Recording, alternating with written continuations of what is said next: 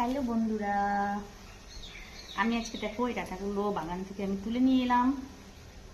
এগুলো হয়েছে, তো এগুলো আজকে আমি চচ্চড়ি করবো। মানে এই ডাঁটাগুলো দেখছো, আর এটা ভালো করে তোমাকে ছাড়াতে হবে, মানে ভালো করে পরিষ্কার করতে হবে। তারপরে এটা সর্ষে আর পোস্ত দিয়ে করবো। তোমরা কে কে এটা খেতে ভালোবাসো বলো। আর পাতাগুলো ভাবছি রসুন দিয়ে একটু ভাজবো। আজকে আমার এটাই মেনু, আজকে আমার এটা খেতে মন গেছে, আমি এটাই খাবো। আমার যেদিন যেটা খেতে মন যায় সেটা খাই, এরকম তো বেশিরভাগ সেদ্ধ সেদ্ধ খাই। তো আজকে দেখলাম যে এটা খাবো, সর্ষে পোস্ত দিয়ে ভালো লাগে খেতে। তুমি পেঁয়াজও দিতে পারো। যাই হোক, কে কে এই রান্নাটা ভালোবাসো একটু প্লিজ জানাবে। আমি এখন তুলে নিয়ে এলাম, আমি এবার এটা ভালো করে পরিষ্কার করে ভালো করে ধোবো, তারপরে এগুলো রান্না করব।